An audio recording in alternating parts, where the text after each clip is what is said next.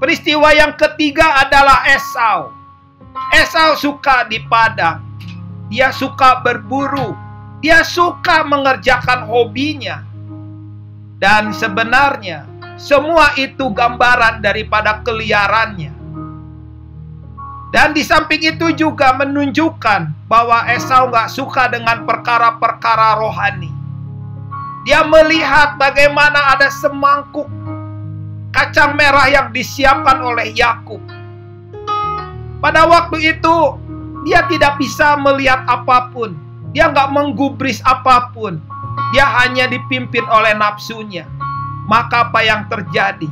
Apa yang diminta oleh adiknya dia gak dengar. Dia hanya ingin makan semangkuk sup kacang merah itu. Kalau dia tahu permintaan adiknya adalah hak kesulungan, mungkin pada waktu itu dia berpikir, tetapi karena dia sudah dikuasai oleh nafsu dan kedagingannya, maka permintaan adiknya itu tidak digubrisnya. Dia anggap sepele karena dia tidak suka dengan perkara-perkara rohani. Pikirnya apa artinya hak kesulungan? Gak ada artinya. Maka dia menukarnya hak kesulungan itu dengan hal yang paling murah dalam hidupnya, yaitu semangkuk sup kacang merah. Kalau itu dirupiahkan, berapa rupiah sih semangkuk kacang merah? Anggap paling mahal 500.000. Sebegitu murahkah hak kesulungannya dengan harga semangkuk kacang merah yang 500.000 rupiah? Dan itulah yang terjadi. Itulah kebodohan-kebodohan. Dan itulah sebenarnya disebut dalam kitab Kidung Agung rubah-rubah kecil. Saudara, hal-hal seperti ini bukan hal-hal yang sepele sebenarnya. Hal-hal yang serius. Hal-hal yang mengganggu hubungan kita dengan Tuhan. Hal-hal yang membuat kita tidak bisa berjalan dengan tenang dan teduh di hadapannya. Hal-hal yang membuat Tuhan itu tidak menemukan kita seperti Maria. Hal-hal yang membuat Tuhan tidak bisa duduk tenang melihat kita yang gak tenang. Tuhan memperhatikan hati kita. Tuhan memperhatikan seluruh perjalanan hidup kita. Dan gangguan-gangguan kecil, rubah-rubah kecil itu mengganggu hubungan kita dengan Tuhan.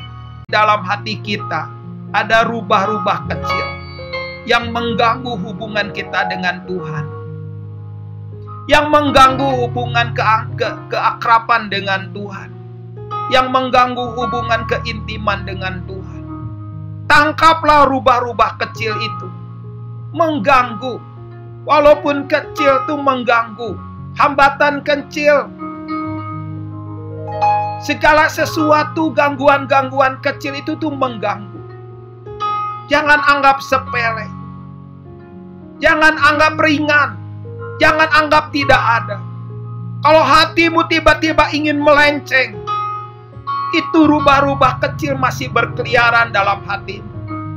Kalau ada keliaranmu mulai kambuh seperti Simpson, hati-hati.